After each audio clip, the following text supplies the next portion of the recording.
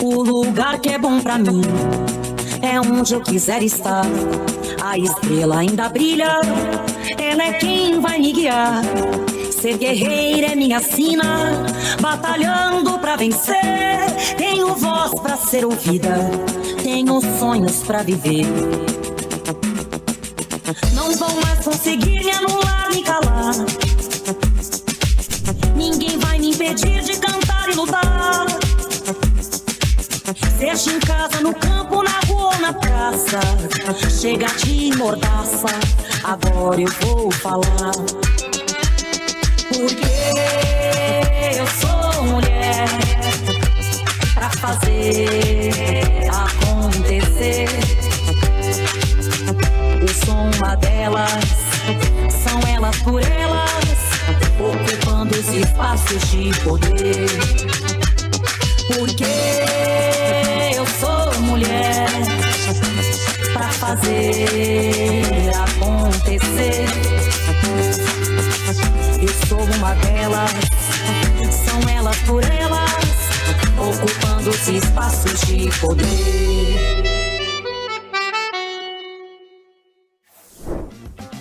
Começa agora o TV Elas por Elas. E na aula de hoje vamos falar sobre mulheres de esquerda na 13ª Conferência Nacional de Direitos Humanos, com Charlene Borges, defensora pública federal. Bom dia, companheiras. Meu nome é Charlene Borges, eu sou defensora pública federal e atualmente estou desempenhando a função, a missão de ser presidente do Conselho Nacional de Direitos Humanos, né, o exercício de 2025. Além de estar exercendo essa função nesse momento, eu sou, acima de tudo, mãe, né, mãe, mulher. São traços muito importantes que marcam a minha atuação profissional, política. Sou defensora pública federal, sou ex-secretária nacional de Direitos Humanos, na verdade, secretária-geral de Articulação dos Direitos Humanos da Defensoria Pública da União.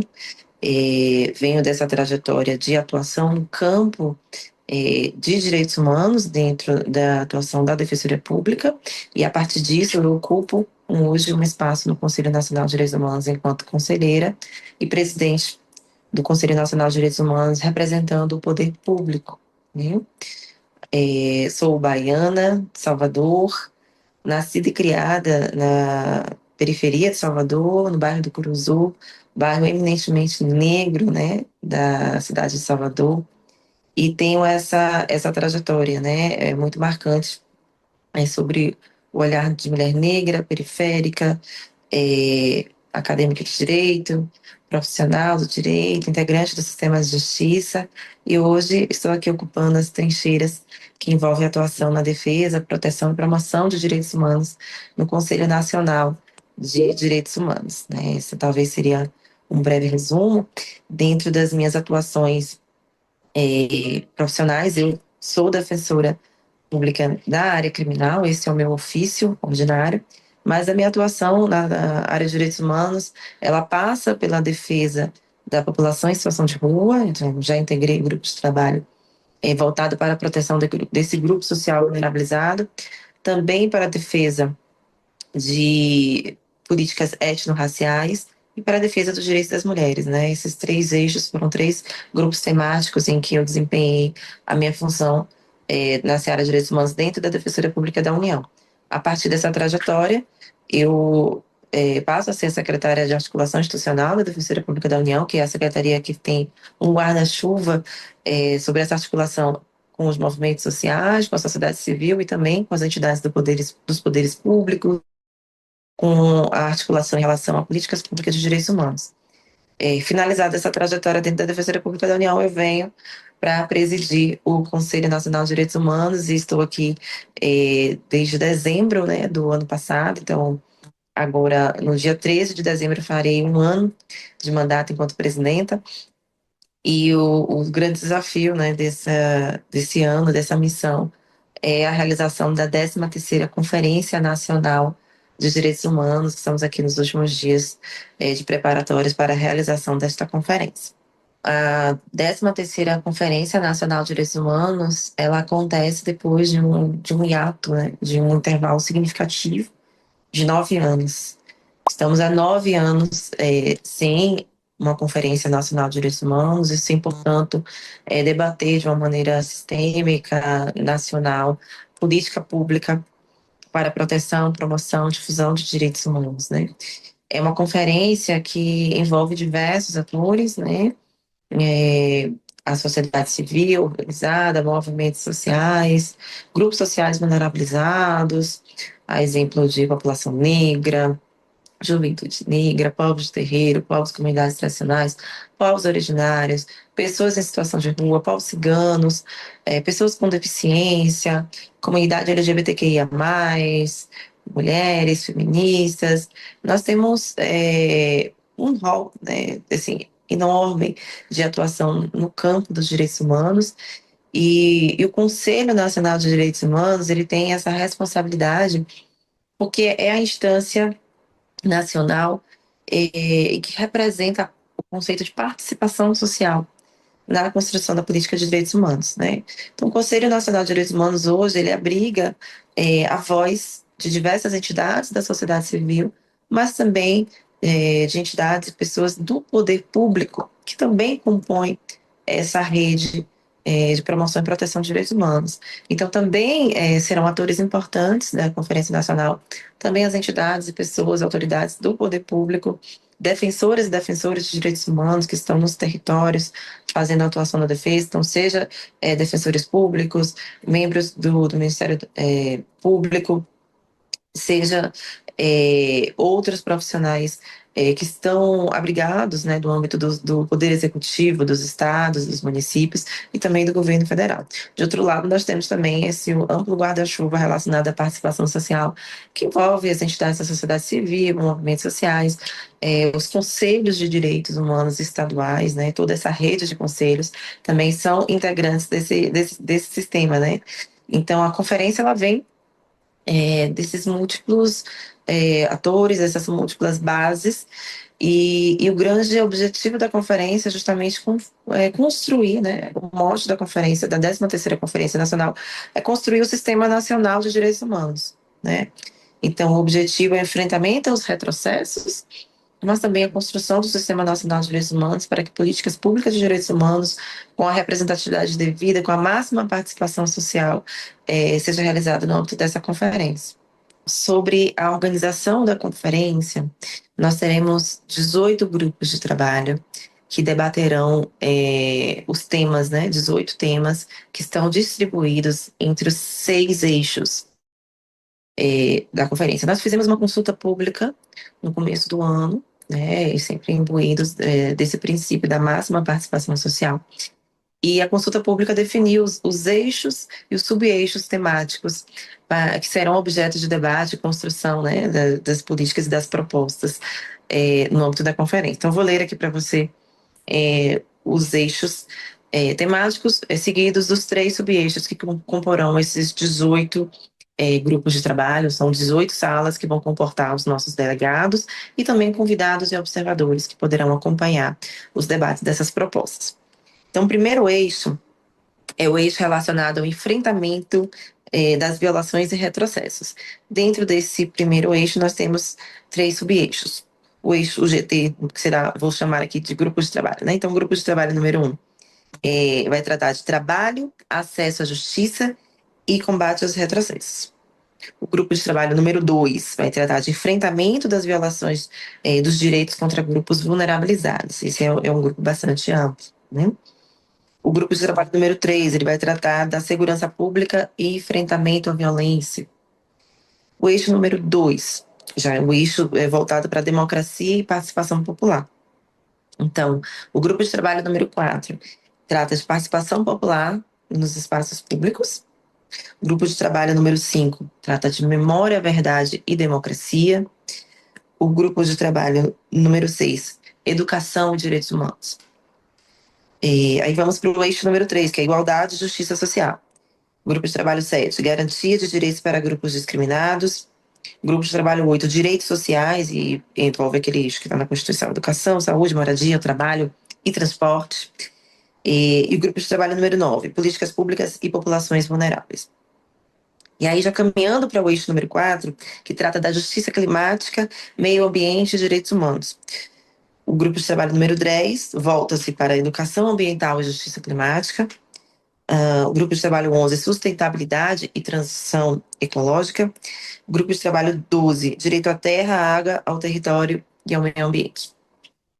O eixo número 5 trata da proteção dos direitos humanos no contexto internacional, né, que é uma outra importante frente que nós temos no âmbito do sistema de direitos humanos, né?